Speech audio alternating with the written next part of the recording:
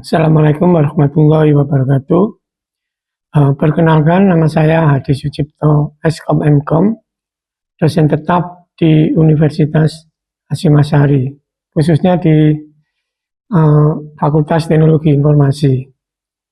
Kebetulan saya mengampu mata kuliah analisa dan perancangan desain. Ya. Jadi deskripsi mata kuliah ini adalah mata kuliah yang mempelajari konsep dan teknik dalam menganalisis serta merancang sistem informasi, baik yang sudah terkomputerisasi maupun manual, ya, untuk mencapai tujuan bisnis yang efektif dan efisien. Selain itu, mahasiswa akan dibekali dengan pemahaman tentang tahapan pengembangan sistem, metode analisis, dan alat bantu atau tools perancangan sehingga mampu menghasilkan rancangan sistem yang baik. Capaian pembelajaran lulusan ya dibebankan yang pertama adalah mampu menunjukkan kinerja yang mandiri dan bermutu dan terukur. Sedangkan capaian yang kedua yaitu mampu bekerjasama dalam tim pengembangan perangkat lunak yang berbasis web ataupun mobile dengan menerapkan konsep rekayasa perangkat lunak yang tepat.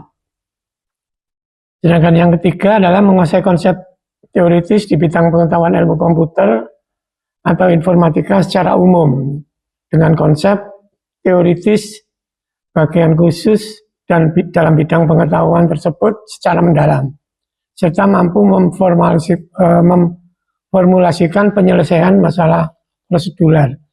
Dan yang terakhir adalah mempunyai pengetahuan dalam pengembangan algoritma atau metode yang diimplementasikan dalam perangkat lunak berbasis komputer. Ya.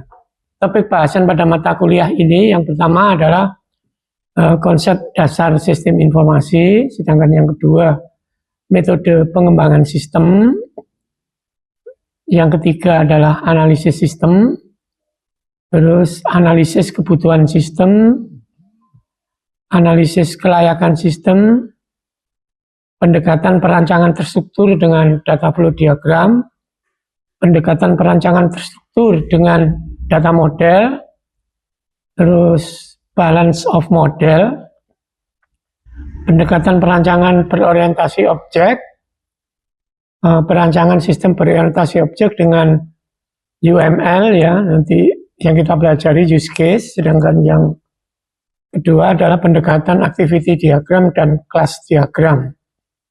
Sedangkan topik bahasan yang terakhir dalam mata kuliah ini adalah pengembangan sistem dengan model agil. Nah, aturan untuk sistem penilaian mata kuliah ini ada tugas 30%, partisipasi 30%, UTS 20%, dan UAS 30%. Untuk metode pembelajarannya kita yang pertama adalah ceramah, 2 presentasi dan diskusi, terus yang ketiga adalah kuis, yang keempat yang paling penting adalah project based learning ya, dan yang terakhir adalah nanti di akhir semester itu ada studi kasus. Nah, berikut ini adalah video pembelajaran mata kuliah analisa dan perancangan sistem untuk pertemuan 4 dengan pokok bahasan analisis kebutuhan sistem. Selamat menyaksikan. Assalamualaikum warahmatullahi wabarakatuh. Waalaikumsalam. Oke, menyambung pertemuan 3 kemarin ya di mata kuliah analisa dan perancangan sistem. Kemarin yang di pertemuan 3 kan kita sudah bahas kelemahan sistem yang lama ya. Nah, untuk hari ini di pertemuan 4 ini kita membahas tentang analisis kebutuhan sistem ya. Jadi kenapa kok kita butuh analisis? Ya, kenapa? Kenapa? Kenapa kok kita butuh analisis? Jadi kebutuhan sistem itu kok analisa, kenapa? Ya karena kita kemarin kan sudah belajar kelemahan, ya dari kelemahan itu baru nanti ke spesifikasi kebutuhan, functional requirement ya. Baru nanti kita masuk ke dalam tahapan desain ya. Oke. Nah, untuk pertemuan ini CPMK-nya adalah mahasiswa mengerti konsep, langkah-langkah dan cara menganalisis kebutuhan. Jadi di samping Anda ngerti konsep, Anda juga harus bisa menganalisis, ya, menganalisa. Jadi sistem ini butuh apa saja gitu ya. Nah, untuk indikatornya di RPS itu kan ada indikatornya. Jadi ketepatan mahasiswa dalam memahami, menganalisis dan menjelaskan konsep dasar kebutuhan fungsional ya. Sedangkan yang kedua adalah menjelaskan konsep dasar melalui analisis kebutuhan non fungsional. Jadi kan intinya kebutuhan fungsional itu kan dua, functional requirement dan non fungsional ya. Jadi non functional requirement. Nah, itu indikatornya. Nah, di pertemuan 3 kemarin ya, di pertemuan 3 kemarin kan kita sudah membuat sebuah dokumentasi tentang kelemahan sistem ya. Jadi dalam analisis Anda nanti Anda akan berdasarkan kemarin metode BIJIS itu kan Anda mengerti tentang kelemahan sistem ya. Dari sini baru kita masuk ke dalam sistem requirement. Jadi kebutuhannya apa software yang kita bangun itu ya. Perangkat lunak yang kita bangun itu seperti apa. Nah, itu kita butuh namanya sistem requirement. Nah ya, selanjutnya jadi sistem requirement itu apa? Jadi tujuannya adalah untuk memahami dengan sebenar-benarnya kebutuhan dari sistem baru dan mengembangkan sebuah sistem yang memadai kebutuhan tersebut gitu.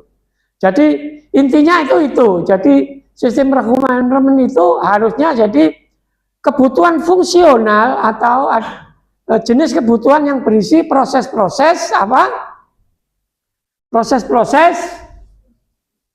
apa saja yang nanti kan dilakukan oleh sistem gitu ya. Namanya juga fungsional ya. Nah, ini berisi apa? Kebutuhan fungsional itu berisi informasi-informasi apa saja yang harus dihasilkan oleh sistem. Jadi intinya ada 3. Apa itu? Apa itu? 3. Jadi fungsional itu intinya nanti itu ada 3, yaitu input, proses, output. Itu yang jadi kunci. Jadi nanti ya. Nah, itu kata kuncinya. Nah, sedangkan non-functional requirement itu lebih cenderung ke operasionalnya. Ya, jadi kinerjanya seperti apa nanti yang kita bangun. Jadi semacam platform gitu ya. Jadi kita butuh apa saja. Nah, lebih cenderung ke hardware sebetulnya. Keamanannya seperti apa gitu ya. Keamanan sistemnya seperti apa. Itu non-functional requirement. Jadi saya tadi sudah bilang bahwa functional requirement itu intinya ada 3 ya. Apa saja? Input, proses, output. Itu wajib ya. Itu wajib hukumnya. Nah, seperti ini masuk apa ini? Sistem harus dapat melakukan entry buku yang berhubungan dengan pendataan buku. Jelas ya. Berarti itu apa itu? Input ya. Terus yang kedua, pengguna bisa menambahkan koleksi buku baru yang akan dikeluarkan. Itu juga input. Jadi semua itu di sini input, tetapi inputnya itu dibagi menjadi 2 proses besar di sini. Ya, ada sistem, ada dapat pendataan anggota, itu kan input juga. Jadi detail ya, cara membuat functional requirement itu harus detail. Kenapa kok detail? Karena nanti itu functional requirement itu nanti arahnya adalah ke desain ya. Jadi bagaimana Anda mendesain suatu sistem kalau kebutuhannya aja tidak jelas ya. Jadi seperti itu. Jadi banyak kasus-kasus di kita itu mau di magang, mau di deskripsi itu seperti itu. Pas ditanya functional requirement-nya itu paling ditulis cuma berapa baris gitu. Sedangkan sistem itu kan event besar. Ya, eventnya besar, makanya dia harus detail sekali. Jadi nanti bisa disinkronkan dengan desain. Nah, nanti desain itu kan ada dua model ya, dan ada terstruktur dan ada berbasis objek. Itu nanti di pertemuan selanjutnya, ya, di pertemuan 6 mungkin nanti ya. Jadi itu. Nah, terus saya tadi bilang selain input itu juga ada proses. Ya, nah proses itu model seperti ini. Jadi pengguna dapat mencatat transaksi peminjaman, itu kan sebuah proses dalam sistem. Artinya yang tadinya itu data master kita gabungkan menjadi sebuah proses gitu. Proses itu ya namanya juga proses. Sistemnya itu bisa ngapain gitu. Nah, itu yang dinamakan dengan proses. Ya, salah satu contohnya kalau kasusnya itu perpustakaan itu kan ada peminjaman dan pengembalian. Ya, itu pengembalian. Jelas ya. Jadi namanya requirement itu ya model seperti itu. Nah, ini juga ada, nanti didetailkan. Jadi proses besarnya sebetulnya bubble-bubble-nya itu ada sekitar 5 ya. Tetapi mana itu input, mana itu proses, dan mana itu output ya.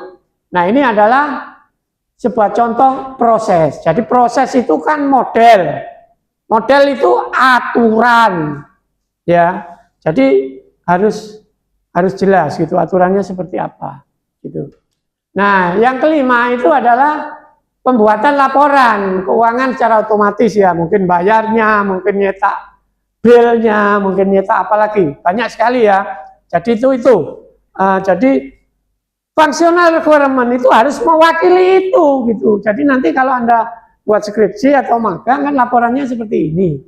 Jadi harus detail. Nah, secara nggak langsung kan itu sudah masuk di lamannya, dashboardnya gitu ya. Jadi Anda membuat sebuah situs itu dashboardnya apa saja. Nah, itu kan sudah functional requirement-nya. Jadi itu harus sesuai dengan kebutuhan sistemnya kan gitu ya.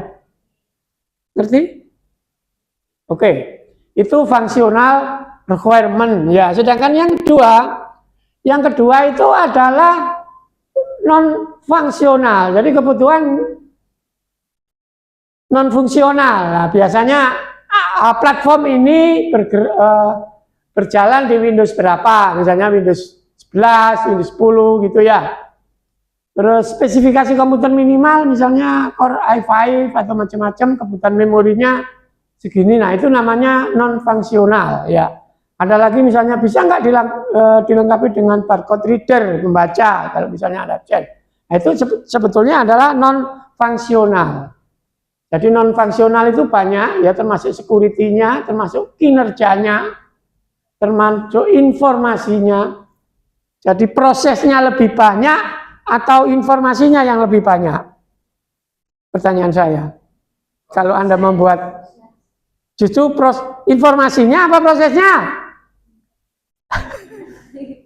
Kalau Anda membuat sebuah proyek itu yang lebih banyak itu prosesnya apa informasinya?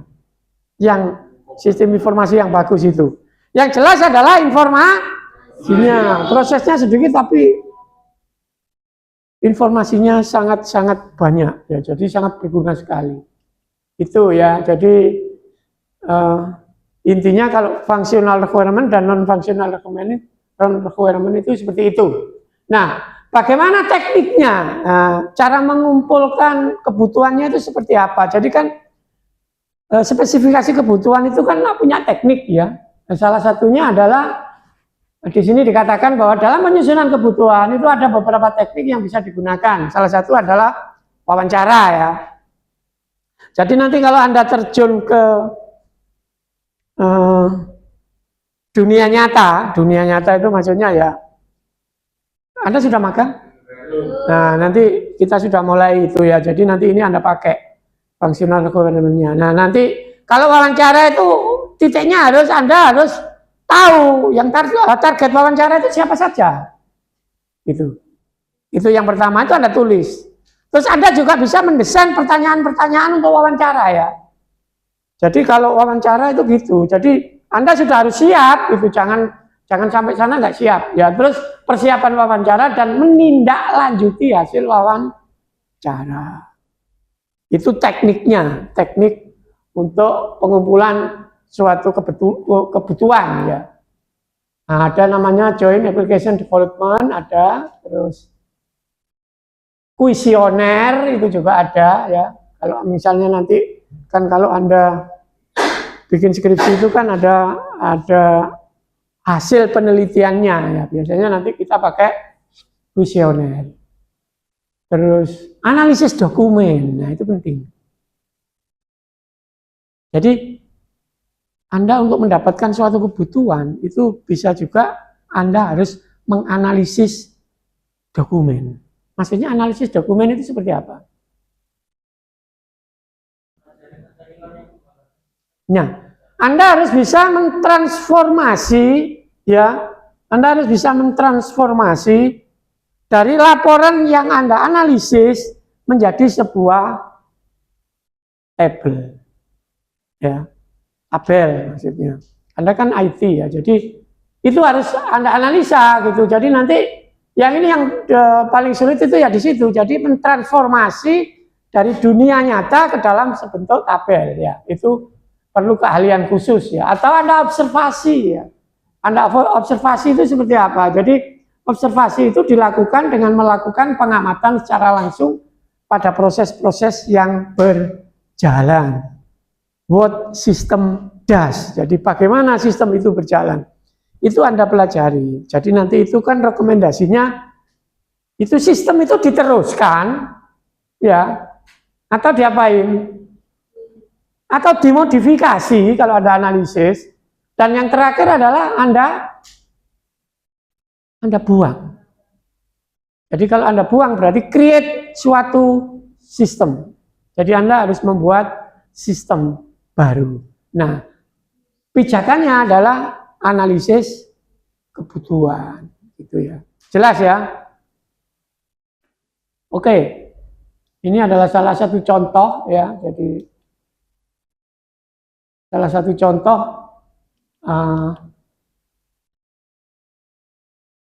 kasus ya. Jadi kan ini nanti ada kasuistik ya. Jadi kalau saya lebih cenderung nanti outputnya itu Anda harus membuat sebuah report tentang analisis kebutuhan, yaitu fungsional dan non-fungsional requirement. Nah ini adalah salah satu contohnya. Jadi nanti ingat ya kalau Anda magang atau kerja atau skripsi ya, jadi kalau Anda membuat analisa kebutuhan itu harus ada input, ada proses, ada output, itu wajib ya. Nah, untuk prakteknya itu seperti ini tugas praktikum kita hari ini. Coba Anda lihat di komputer. Ya. Ada pertanyaan? Ada pertanyaan? Apa?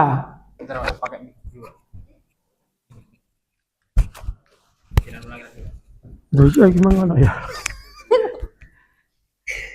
Ya, ada pertanyaan, monggo. Ada, Pak. Iya. Izin bertanya, Pak. Sebutkan beberapa teknik yang bisa digunakan dalam pengumpulan kebutuhan. Nah, tadi kan saya sudah jelaskan ya. Jadi tekniknya itu ya ini. Jadi tekniknya itu salah satunya adalah wawancara, ya. Terus apalagi selain wawancara? Apalagi? Selain wawancara adalah pakai CAD ini, pakai CAD ini, Joint Application Development. Jadi nanti ada fasilitatornya, macam-macam ya. Jadi masalah-masalah teknik pada wawancara. Jadi satu meja gitu ya, namanya juga joint. Terus mungkin ada lagi kuesioner, ya. Kuesioner itu yang paling penting. Jadi Anda nebar kuesioner kepada user atau kepada pengguna sistem nanti, Bu kira-kira butuhnya sistem ini apa saja. Nah, nanti baru nanti dikumpulkan satu persatu per item, mana yang masuk di input, mana yang masuk di proses, mana yang masuk di laporan, ya outputnya itu apa. Selain itu juga dokumen tadi ya, analisis dokumen. Karena di lapangan itu kan jarang kita langsung file gitu ketemunya. Paling juga laporan kan. Laporan. Nah, laporan itu nanti Anda mentransformasi dari laporan-laporan itu menjadi sebuah objek ya. Jadi ditransformasi itu memang tugas seorang analis sistem. Jadi makanya analis sistem itu nggak gampang ya. Jadi seorang analis sistem itu biasanya harus jadi programmer. Dari programmer sudah berpengalaman baru ke analis sistem ya. Seperti itu. Terus juga observasi ya. Jadi teknik observasi ya. Jadi observasi itu adalah pengamatan secara langsung pada proses-proses yang berjalan gitu ya. Oke. Untuk pertemuan ini ada dua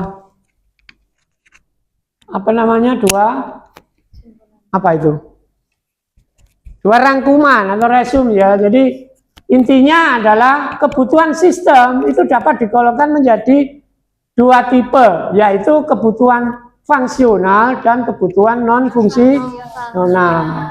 Jadi kembali lagi ya, kebutuhan fungsional itu berisi informasi-informasi apa saja yang harus dilakukan oleh sistem. Sedangkan non-functional requirement itu adalah menyangkut perilaku sistem yang berhubungan dengan kinerja operasional, platform, dan lain-lain. Sedangkan yang kedua, itu kata kuncinya adalah metode untuk mendapatkan kebutuhan fungsional.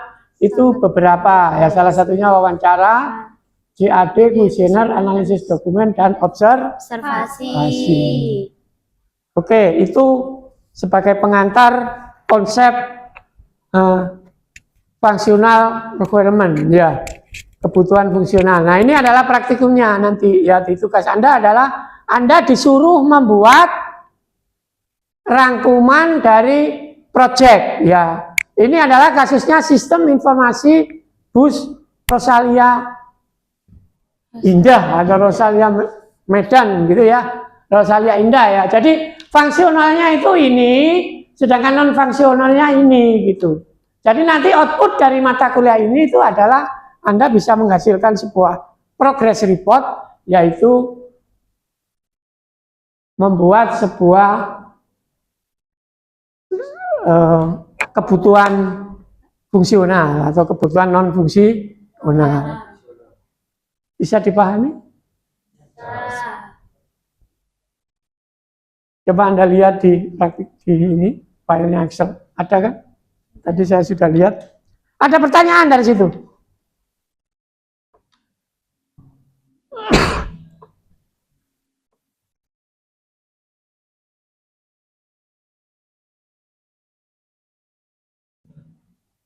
Ada pertanyaan? Jadi itu misalnya program berbasis web itu database-nya pakai Postgres ya, Postgres SQL ini ya, ada Postgres. Anda pernah belajar Postgres? Kalau nggak pernah mungkin pakai MySQL ya.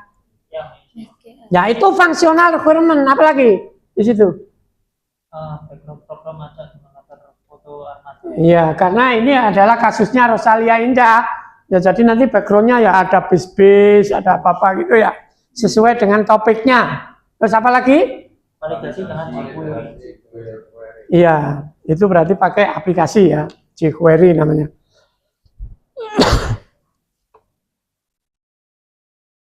Sudah cukup? Bisa dipahami tugasnya? Nah, nanti tugasnya Anda membuat sebuah kebutuhan fungsional ya. Nah, modelnya nanti seperti ini ya, kasusnya bebas, tapi harus berbeda di setiap mahasiswa ya. Mungkin untuk minggu depan ya. Oke, pertemuan minggu depan. Jadi minggu depan itu kita bahas tentang, kita sudah mulai desain ya. Artinya perancangan. Tapi perancangan itu harus sesuai dengan ini gitu. Harus sesuai dengan kebutuhannya. Karena dia kan nanti di cross. Ya. Jadi analisa kebutuhannya seperti ini, perancangannya seperti ini. Jadi harus Terus klop. Klop. Apa? Aduh. Satu. Nyatu. Cocok. Iya, harus pas. Ya. Itu harus ya. Jadi kalau Wajib. Anda desain itu harus sesuai dengan kebutuhannya. Jangan desainnya seperti ini, kebutuhannya nggak nyambung, gitu ya. Ada pertanyaan lagi untuk pertemuan hari ini?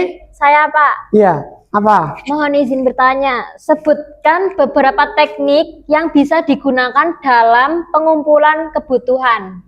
Oke, tadi sebetulnya sudah dijelaskan ya. Jadi teknik kebutuhan pengumpulan untuk analisa kebutuhan itu ada beberapa teknik ya atau beberapa cara ya.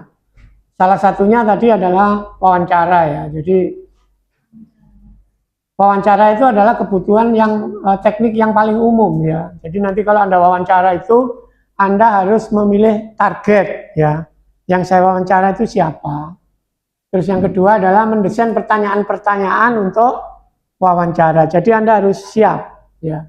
Anda mau ngomong apa di situ, jangan kita ketemu terus enggak ngerti apa-apa. Terus ada lagi nanti yang Anda persiapkan itu adalah persiapan wawancara, dan yang terakhir adalah menindaklanjuti hasil dari wawancara. Nanti kita kalau wawancara tembus kan otomatis tindak lanjut ini nanti ditanyakan. Setelah itu juga ada cara lain yaitu join application development. Jadi kita masuk di meja besar gitu ya, join dengan kawan-kawan ya. Maksudnya dalam arti user, ada programmer, ada analis kayak gitu. Kita berdiskusi, itu namanya join application development. Sedangkan yang keempat adalah analisa dokumen. Tadi yang sudah saya katakan ya bahwa analisa dokumen itu yang sangat penting. Kenapa? Karena tugas seorang analis sistem itu adalah menerjemahkan dari proses yang ada menjadi sebuah objek. Artinya nanti menjadi sebuah file-file, menjadi sebuah proses kan gitu. Analisis dokumen itu seperti itu. Dan juga yang terakhir adalah observasi, yaitu dilakukan pengamatan secara langsung pada proses-proses yang sedang berjalan. Gitu. Intinya tuh itu. Oke? Cukup? Ada pertanyaan lagi? Cukup ya? Oke, mungkin itu saja dari saya ya. Jadi nanti tugasnya dikumpulkan minggu depan. Nanti di ketua kelas ya. Oke. Masih semangat? Masih. Insyaallah, insyaallah. Ya.